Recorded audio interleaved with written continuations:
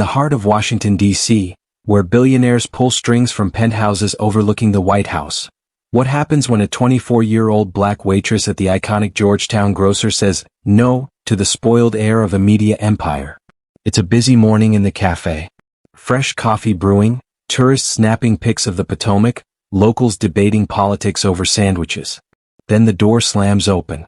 In struts Gerald Castellano, 29, arrogant, dripping in privilege, flanked by his yes-men. He spots the best table, occupied by Howard University students deep in study notes. He points like he owns the place and barks, "Get them out. That's mine now." Annabelle Harper, our fierce waitress, steps up calm but firm. "They were here first, sir. We have other seats if you wait." Gerald locks eyes on her, takes in her braids, her brown skin, her uniform, and sneers, "People like you don't tell me no. Move them or else." The cafe freezes. He hurls racial insults, flings cash at her feet like she's trash, then grabs her arm hard enough to bruise. Annabelle doesn't back down. In one swift move she twists free, shoves him back. He slips, crashes to the floor in a humiliating heap. She stands over him and says the words that change everything, "You're done here. Get out." Gerald storms off, vowing revenge, "I'll ruin you." The whole place erupts in quiet applause. But minutes later the roar of rotor blades cuts through the air. A private helicopter descends right outside the grocer's entrance, kicking up wind and dust on the Georgetown sidewalk. We just landed. And what does this mean for Annabelle? Will it be revenge or something that flips her entire life upside down? This isn't just another entitled rich kid story. This is the moment a young black woman in D.C. stood her ground against real power, and the consequences hit harder than anyone expected. Stick around, you won't believe how it ends. Before we continue, I want to speak to you for a moment. If stories like this remind you that kindness still exists, if they make you feel something real in a world that's getting louder and colder, then I'd love to have you here with us. This channel isn't just videos, it's a tiny corner of the internet where good people come together. Where we believe in second chances, in hope, and in humanity. And right now you're early. You're part of the very first people building this family with me. So if you want to grow with us, if you want more stories that touch your heart, go ahead and subscribe. It's free, it supports the channel more than you know. And it tells me that there are still people out there who believe in kindness just as much as I do. If you have subscribed to this channel, I can officially say welcome to the family. The fluorescent lights of the Georgetown Grocer Cafe buzzed softly above Annabelle Harper as she wiped down the last of the high-top tables near the window. It was just past 10 a.m. on a crisp October Tuesday in Washington, D.C., and the morning rush had finally eased. Outside, the Potomac glittered under a pale autumn sun, tourists in puffer jackets snapping photos of the historic brick storefront while locals in suits hurried past with takeout cold brews. Inside, the air smelled like fresh ground coffee, toasted sourdough, and the faint sweetness of the bakery's apple cider donuts. Annabelle, 24, moved with the quiet efficiency of someone who had learned early that time was money she couldn't afford to waste. Her coiled braids were pulled into a neat bun under the cafe's black cap, her apron still spotless despite the breakfast chaos. She loved this place, the polished wooden counters, the exposed brick walls lined with shelves of Virginia wines and Maryland crab seasoning blends, the way the pendant lights cast warm pools over every table. It felt like the one corner of D.C. that didn't demand you prove you belonged. But belonging came at a cost. Annabelle's phone vibrated in her apron pocket, another reminder from the Howard University bursar's office. Tuition was due in 3 weeks. She ignored it the way she ignored the ache in her lower back after 12-hour shifts. Her real worry wasn't school, it was Evelyn. Her grandmother's hip surgery 3 months ago at MedStar Georgetown had been successful, but the physical therapy sessions cost more than Annabelle's weekly tips could cover. Evelyn still walked with a limp, still winced when she stood too long, still smiled through the pain and told Annabelle, "Baby, God don't make burdens too heavy for the shoulders he gave you." Annabelle believed her. Mostly. She was refilling the oat milk pitcher when the entrance bell rang, not its usual cheerful jingle but a sharp, impatient clang, like someone had shoved the door harder than necessary. Gerald Castellano strode in. 29. Heir to Castellano Media. Son of Jonas Castellano, the man whose cable networks and streaming platforms shaped what half the country believed every morning. Gerald wore a navy cashmere sweater over a crisp white shirt, sleeves rolled just enough to show the Rolex glinting on his wrist. Two men trailed him, Brock and Vance, both in matching polos, both trying too hard to look like they belonged in his orbit. Gerald's eyes swept the cafe like he was appraising real estate. They landed on the large corner booth by the window, where 4 Howard undergrads sat hunched over laptops and highlighters, prepping for a constitutional law midterm. Empty coffee cups and open textbooks cluttered the table. Gerald pointed. "Clear them out. I want that table." The room stilled. Forks paused. Conversations died mid-sentence. Annabelle set the pitcher down slowly. She walked over, voice calm, professional. "I'm sorry, sir, but they've been here for almost an hour and they're still eating. We have plenty of other seating available if you'd like to wait." Gerald turned. Really looked at her for the first time.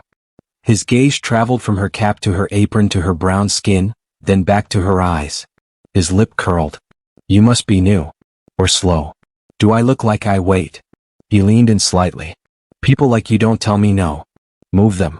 Now." Heat bloomed in Annabelle's chest, familiar old anger she'd learned to swallow in classrooms, on the metro, in stores. But this was her place. Her people. Her grandmother's medication depended on this job. She met his stare. "I understand what you're asking, sir. And I'm answering clearly. We don't ask paying customers to leave so someone else can cut in line. If you can't wait, the exit's behind you." Gerald's face flushed crimson. No one spoke to him like that. Ever. He laughed once, short, cruel. "You really don't get it, do you?" His voice dropped, loud enough for the whole cafe to hear. "Maybe they didn't teach manners where you come from. Or maybe you just don't belong behind that counter." The words landed like slaps. Several patrons gasped. One woman quietly pulled out her phone. Annabelle didn't flinch. "Sir, if you can't speak to me with respect, you can't be served here." Gerald's jaw tightened. He reached into his pocket, pulled out a thick fold of hundreds, peeled off 5, and flung them onto the floor at her feet. "Pick it up," he said. "That's what you people understand, right?" Silence. Absolute. Annabelle looked down at the scattered bills, then back at him. "Some things aren't for sale. Dignity is one of them. If you can't grasp that, you're in the wrong place." Gerald's hand shot out and clamped around her forearm, hard. Pain flared up her arm. Instinct took over, years of self-defense classes her uncle had insisted on after she started working nights. She twisted her wrist free in one clean motion and shoved him square in the chest. Gerald stumbled backward. His loafers slipped on the polished floor. He went down hard, arms windmilling, crashing into a chair before landing on his backside in a sprawl of designer fabric and wounded pride. The cafe erupted in soft, stunned applause. Annabelle stood over him, breathing hard, heart hammering. "You're done here. Get out." Gerald scrambled to his feet, face scarlet, eyes blazing. He jabbed a finger at her. "You'll regret this. I swear to God, I'll make sure you lose everything." He stormed toward the door. Brock and Vance hurried after him. The bell clanged violently as it slammed shut. For a long moment, no one moved. Then Ms. Ramirez appeared from behind the counter, eyes wide with worry and pride. "Annabelle, you okay?" Annabelle rubbed her forearm where red marks were already blooming. "Yeah," she whispered. "I think so." The applause grew louder. A few customers stood. Someone called out, "You go, girl."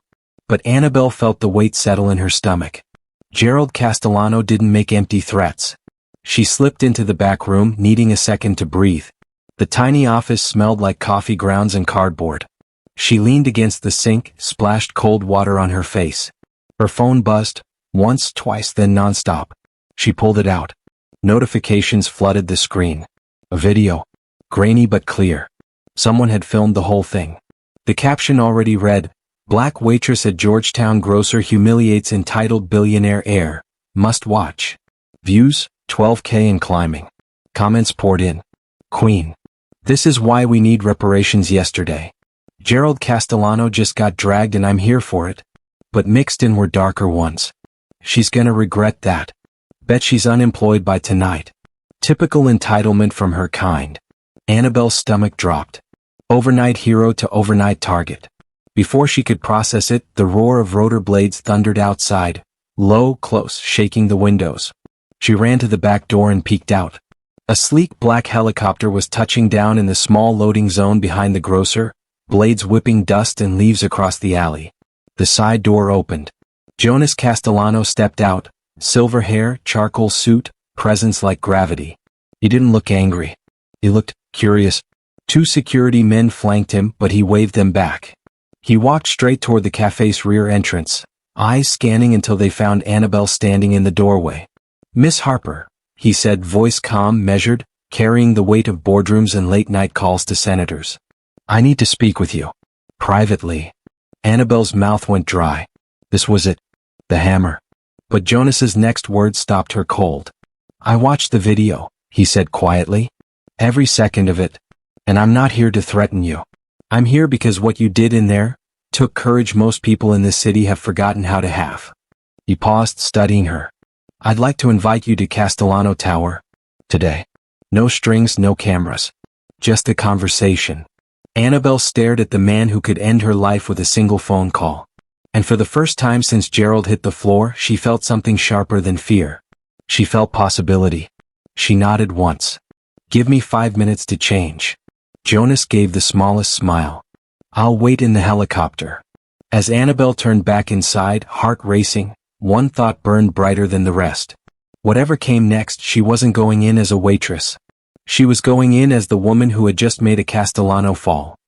The helicopter lifted off from the small loading zone behind Georgetown Grocer with a low, steady thrum that vibrated through Annabelle's bones. She sat in the back passenger seat, hands clasped tightly in her lap, staring out the tinted window as the familiar streets of D.C. shrank beneath them. The Potomac curved like a silver ribbon, the Kennedy Center gleamed white in the midday sun, and then the National Mall came into view, monuments standing sentinel, the Capitol dome small but unmistakable in the distance. Jonas Castellano sat beside her, calm as ever, hands resting lightly on his knees. He hadn't spoken since they boarded except to point out the landmarks in a quiet, almost tour guide tone. No threats. No anger. Just observation. The chopper banked gently and descended toward the rooftop helipad of Castellano Tower, a sleek, modern glass and steel monolith rising just blocks from the White House. The building looked like it had been carved from midnight and money. As the skids touched down, the pilot cut the engine, and the sudden silence felt louder than the rotors. Jonas gestured toward the glass doors leading inside. "This way." They stepped into a private elevator that shot upward without a sound. When the doors opened, Annabelle found herself in a vast, sunlit gallery on the 47th floor. Floor-to-ceiling windows framed the city like a living painting. Holographic displays floated above low tables. Interactive maps of media reach, real-time sentiment analysis from social platforms, projected audience demographics for upcoming election cycles. It was the nerve center of an empire that didn't just report the news. It shaped what people believed the news meant. Jonas led her to a quiet corner conference room with a panoramic view of the Washington Monument piercing the sky. He closed the door behind them. "First," he said, turning to face her, "I owe you an apology. Not on Gerald's behalf. He'll have to make that himself one day if he ever grows a spine. On mine. As his father. I raised a man who thinks the world owes him obedience because of a last name. You showed him otherwise. For that I'm grateful." Annabelle crossed her arms. "Grateful enough to let this go? Or grateful enough to make sure I never work in this city again?" Jonas's expression didn't change. "I'm grateful enough to offer you something real." He reached into his jacket and placed a slim folder on the table between them. Inside is a letter of intent. Full scholarship renewal at Howard University, undergraduate and, if you choose, law school. No loans, no strings on your grades. And for your grandmother, Evelyn Harper, complete coverage of her ongoing care at Johns Hopkins Rheumatology. Biologics, physical therapy, home health aides, everything her specialists recommend. The insurance denial stopped today. Annabelle stared at the folder like it might bite her. "Why?" "Because I've spent 40 years building influence," Jonas said quietly. "I've funded candidates, shaped narratives, moved markets with a single segment. But I failed at the one thing that actually matters. Gerald is my greatest regret. He's brilliant, ruthless, and completely hollow. You're the first person who's ever made him feel small, and not because you insulted him, but because you refused to be diminished by him." He leaned forward slightly. "I want you to come work for Castellano Media. Start immediately. Full salary, benefits, equity stake after 2 years. You'd report directly to the executive suite. Annabelle felt the room tilt. Doing what? Working under Gerald. As his direct assistant on strategic projects. You'd have access to every level of the company. You'd see how decisions are made, how power actually moves in this city. And in the process, you'd help me fix what I broke. The words landed like ice water. Annabelle laughed once, sharp, disbelieving. You want me to babysit the man who grabbed me, insulted me in front of a room full of people, and threatened to ruin my life? You want me to be his moral tutor? I want you to be the mirror he can't look away from, Jonas said. The one person in his orbit who won't bend. He'll hate it. He'll fight it. But he'll learn from it. Or he'll lose everything he thinks defines him. Annabelle stood up so fast the chair scraped back. No, absolutely not. I didn't stand up to him so I could spend my days fixing your parenting mistakes. Keep your money. I'll figure it out the way I always have. She turned for the door. Jonas's voice stopped her cold. Evelyn's arthritis is progressing faster than her doctors anticipated. The current regimen, methotrexate and low-dose steroids, is losing effectiveness. Her rheumatologist at MedStar submitted prior authorization requests for upadacitinib 3 times in the last 6 months. All denied. Without the biologic, she'll face irreversible joint damage within 18 months. She'll lose mobility, independence, the life she still has left. Annabelle froze, hand on the doorknob. How do you know that? She whispered. I did my homework, Jonas said simply. Before the helicopter even landed. Tears burned behind her eyes, anger, fear, grief all at once. She spun back. You think you can buy me with my grandmother's pain? I think I can offer you the only realistic way to stop it, he replied. And I think you're smart enough to see that walking away right now means watching her suffer when you could have prevented it. The room was silent except for the faint hum of the city far below. Annabelle's chest rose and fell. She thought of Evelyn's smile when she'd handed her the last of her pain pills that morning. Thought of the way her grandmother still tried to dance to Aretha Franklin records in the kitchen, even when it hurt. She walked back to the table, sat down slowly. I'm not saying yes, she said, voice low and steady. But I'm not saying no yet. If I do this, if I have conditions, non-negotiable. Jonas leaned back, the smallest flicker of respect in his eyes. I'm listening. First, my role stays professional. No personal errands, no mind games, no mentoring outside of work hours. I'm an employee, not your experiment. Agreed. Second, I report directly to you on any issues with Gerald. No chain of command. If he crosses a line, any line, I go straight to you and you handle it. Immediately. Done. Third, Evelyn's care is unconditional. If this arrangement ends, for any reason, the funding continues until she no longer needs it. You don't get to pull it as leverage. Jonas studied her for a long moment. Then he extended his hand across the table. Agreed. All 3. Annabelle looked at his hand. Looked at the city beyond the glass. Powerful, beautiful, ruthless. She took his hand. The grip was firm, not crushing. Welcome to Castellano Media, Ms. Harper. As the helicopter lifted off again to return her to Georgetown, Annabelle stared down at the White House shrinking below her. She had just made a deal with one of the most powerful men in America. And she had done it on her terms.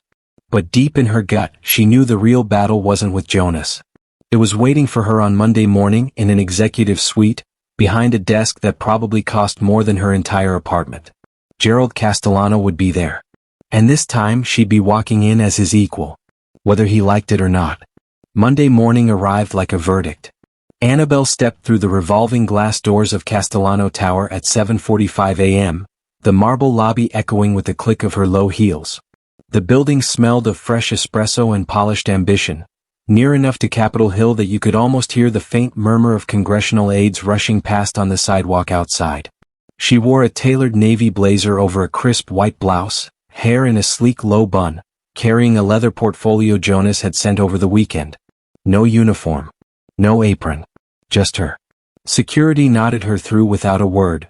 Her new badge, gold-embossed, executive level, hung from a lanyard around her neck. The elevator ride to the 42nd floor felt endless. When the doors opened, she entered a world of glass-walled offices, open-plan desks clustered around massive digital screens displaying live feeds from cable networks, streaming metrics ticking upward in real time, and staff in sharp suits moving with purpose. Her desk sat in the outer ring of Gerald's executive suite, a sleek glass and chrome station with a panoramic view of the Capitol dome in the distance. A small plaque read, Annabelle Harper, Strategic Assistant to the VP of Content Operations. She set her bag down, powered on the monitor, and exhaled. The first week was a gauntlet of subtle warfare. Gerald arrived at 9:15, coffee in hand, eyes flicking to her desk like he'd spotted an unwelcome guest. He didn't greet her. Instead, he dropped a thick binder on her desk without looking up. Summarize this for the 11 a.m. strategy call. Key takeaways, risks, recommendations. I need it in 30 minutes. The binder was a 120-page pitch deck for a new political docuseries, dense with data, footnotes, and appendices. 30 minutes? Impossible. Annabelle didn't argue. She opened her laptop, skimmed the document, cross-referenced it with her poli-sci notes from Howard, and pulled together a crisp 3-page executive summary with bullet point risks, including audience polarization metrics, and bold recommendations, pivot to bipartisan framing to broaden appeal. She emailed it at 10:28. Gerald read it in the meeting, jaw tight. He didn't acknowledge her contribution. But the room, 6 senior producers and a data analyst, nodded approvingly. One even said, solid insights on the swing state demographics. Gerald's response, a curt, next. The sabotage escalated quietly. Emails with critical attachments, accidentally sent without her on CC. Meeting invites arriving minutes before start time. A project timeline shifted overnight so her deliverables landed on impossible deadlines. In team huddles, Gerald's comments carried veiled edges. We need fresh perspectives here, not recycled campus theories, delivered with a glance her way. Annabelle absorbed it. She built quiet alliances instead. The data analyst, Marcus, a soft-spoken black man in his 30s, slid her missing files during coffee runs.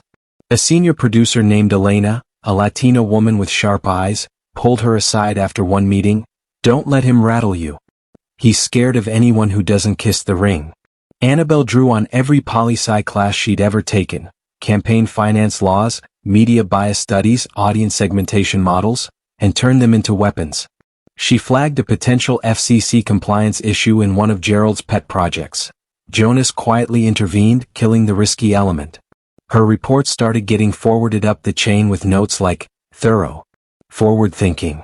Every evening she called Evelyn. The calls had changed. Her grandmother's voice sounded stronger, lighter. The new biologic infusions at Johns Hopkins were working. Less pain, more mobility. Baby, I walked to the corner store today without the cane, Evelyn said one night. Told the cashier, my granddaughter's making miracles happen. Annabelle laughed through tears. It's Jonas's money, Grandma. But yeah, miracles. The viral video from the grocer still simmered online. Clips resurfaced on cable panels. Pundits debated entitlement versus standing up. The Castellanos faced awkward questions in press briefings.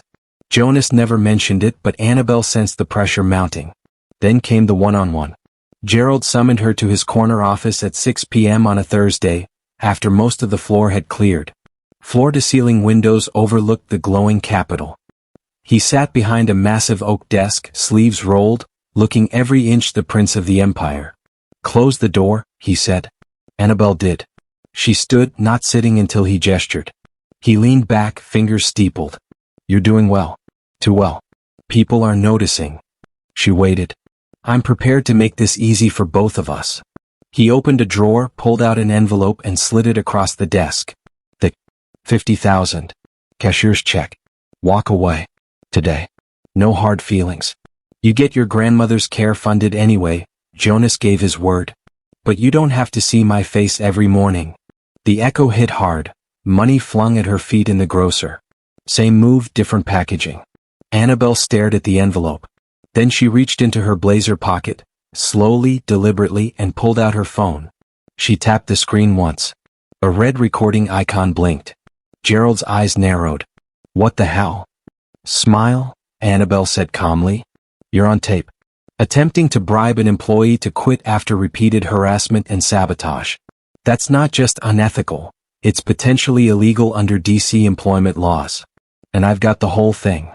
his face drained of color. Annabelle leaned forward. I'm not taking your money. I'm not quitting. And if you ever try this again, or withhold information, change deadlines behind my back, or make one more campus theory jab, I send this straight to Jonas. And to HR. And maybe to a few media outlets who'd love a follow-up on that viral video. Gerald's jaw worked. No words came. She picked up the envelope, set it back in front of him. Keep it. You're going to need it for therapy. She turned and walked out, phone still recording until she hit the hallway. By 8 a.m. the next morning, Jonas had the audio file. By 9, Annabelle received an email from the executive suite. Immediate promotion to Special Projects Coordinator, reporting dotted line to Jonas himself, with a salary bump and expanded access. Gerald's office door stayed closed all day. The silent war had just escalated. Annabelle sat at her new desk, larger, closer to the windows, and looked out at the Capitol dome glowing in the morning light. She wasn't just surviving anymore. She was advancing. And Gerald knew it. The 52nd floor boardroom of Castellano Tower smelled of fresh leather, expensive cologne, and the faint metallic tang of anticipation. Floor-to-ceiling glass framed the late afternoon sky over Washington, D.C., the Washington Monument a sharp white needle against the bruised purple of an approaching storm. 23 senior executives sat around the long obsidian table. Network presidents, legal counsel, heads of digital strategy, all eyes forward as Annabelle Harper stood at the head of the room. She wore a charcoal pantsuit that cost more than her old Georgetown grocer uniform had in a year, but she carried herself the same way she always had, chin level, shoulders back, no apology in her posture. The projector screen behind her glowed with the title slide, Truth and Equity, a new framework for political coverage in a divided nation. For 6 months she had poured everything into this presentation. Every late night at her desk, every poli-sci textbook she'd reread, every conversation with Marcus and Elena, every quiet call with Evelyn where her grandmother whispered, "Speak truth to power, baby. That's what we do." The strategy wasn't just slides and data. It was a blueprint. Decentralize editorial silos, embed civil rights historians in content rooms, mandate source diversity audits, launch a public-facing accountability tracker for on-air corrections. Inspired by the Montgomery bus boycott archive she'd studied at Howard, it proposed treating media bias the way civil rights leaders once treated segregation, as a systemic injustice that could be dismantled with persistence and proof. Annabelle clicked to the first data slide. Her voice was steady, measured. Last election cycle, Castellano News Network's audience trust among Black and Latino viewers dropped 18 points.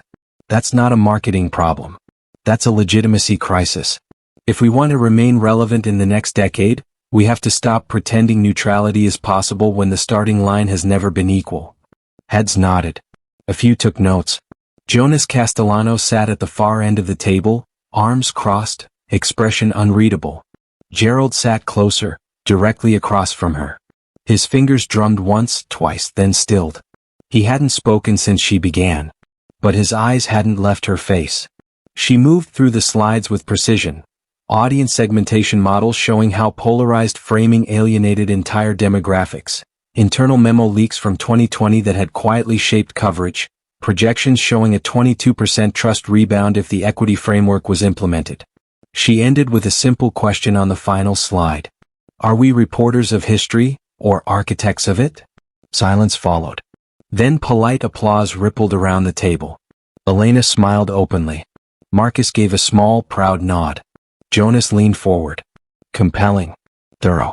We'll discuss implementation in committee next week. Gerald's chair scraped back. All eyes turned. He stood slowly, palms flat on the table, knuckles white. Implementation. His voice was low at first, almost conversational. Then it sharpened. You want to implement this? Some campus manifesto dressed up in PowerPoint? You think you can waltz in here, after 6 months, and lecture us on how to run a billion-dollar media company? The room froze. Annabelle met his gaze. I'm not lecturing. I'm presenting data and a path forward. The numbers don't lie. Gerald laughed, a short, ugly sound. The numbers? Right. Let me tell you about numbers. You're a diversity hire who got fast-tracked because my father felt guilty. You're not here because you're brilliant. You're here because you're Black, you made a scene in a grocery store, And now everyone's too scared of cancel culture to call it what it is, a stunt. Yes. A few executives shifted uncomfortably. Gerald kept going, voice rising. We built this empire on hard decisions, not feel-good equity workshops. You don't belong in this room. You belong back behind a counter pouring coffee for people who actually matter. The words hung like smoke. Annabelle's hands clenched at her sides, but she didn't speak. Not yet. Jonas rose. Slowly. Deliberately. The room seemed to shrink around him. Gerald. One word. Quiet. Lethal. Gerald turned. What? You gonna defend her again? She's been undermining me for months. Enough. Jonas's voice cracked like a whip. You have insulted a valued colleague, disrespected this board, and exposed exactly why this company is hemorrhaging trust. You think power is screaming louder than everyone else? That's not strength. That's weakness. Gerald's face flushed crimson. You will apologize, Jonas said. Now. Publicly. To Ms. Harper, to this room, and, in writing, to every employee who's seen your behavior over the last 6 months. Or you will clean out your office tonight. The silence was suffocating. Gerald looked around the table, searching for allies, finding none. His shoulders sagged. For the first time, something cracked in his expression. Not just anger. Something closer to shame. He turned to Annabelle. His voice broke. He swallowed. Tried again. I was wrong. What I said just now, what I've said before, it was cruel. Racist. Unacceptable. I'm sorry, Annabelle. Truly. The apology landed raw. No excuses. No deflection. Annabelle studied him for a long moment. I accept it, she said quietly. But acceptance doesn't mean I forget. She looked at Jonas. I'm done here. Jonas's brow furrowed. Annabelle. I've done what I came to do. I've shown what's possible. But I won't stay in a place where I have to prove my right to exist every day. I'm resigning. Effective immediately. Murmurs around the table. Jonas stepped closer, lowering his voice so only she could hear. Before you walk out that door, let me show you something. He gestured to an aide who slid a slim envelope across the table. Annabelle opened it. Inside, incorporation documents for Harper Equity Initiative, a new 501c3 nonprofit focused on civil rights advocacy through media literacy, journalism training for underrepresented voices, and public accountability campaigns. Seed funding, $5 million from Jonas Castellano personally. Ongoing annual commitment, $2 million for the first 5 years. Annabelle's breath caught. Jonas spoke softly. You don't have to fight inside the system forever. Sometimes the real change happens outside it. This is yours. No strings. Build what you've been fighting for. Tears pricked her eyes, not from weakness but from the sudden weight of possibility. She looked at Gerald one last time. He stood silent, head bowed. Then she looked at the room, at the executives who had clapped for her presentation, at Marcus and Elena who had become friends, at Jonas who had finally chosen justice over legacy. She closed the envelope. Thank you, she said to Jonas. Then to the room, thank you for listening. She walked out. The elevator ride down felt different. Lighter. Outside, the storm had broken. Rain streaked the glass doors of Castellano Tower, but the sky beyond was clearing. Annabelle stepped onto the sidewalk, umbrella forgotten, letting the cool drops hit her face. She thought of Evelyn, walking without pain now, smiling wider every call. She thought of Howard, graduation in sight, law school applications ready. She thought of the nonprofit papers in her bag, a real launchpad, not a consolation prize. DC stretched out before her. Monuments, power, history, pain, promise. She had come here as a waitress. She was leaving as something more. A woman who had stared down an empire and walked away with her dignity intact, and the tools to build something better. Annabelle Harper lifted her chin to the rain, and smiled. The reckoning was over. The redemption, the real one, was just beginning. What will you rate this story from 0 to 10? And what part of the world are you watching from? Comment your country below. Let's build a global community rooted in kindness and second chances. If this story moved you, don't forget to subscribe and share it with your friends. Your support brings us closer to our 1K subscriber milestone, and inspires us to keep creating more emotional stories of resilience, healing, and Black excellence. Thank you for being part of our journey. Your presence matters more than you know. Hope to see you again.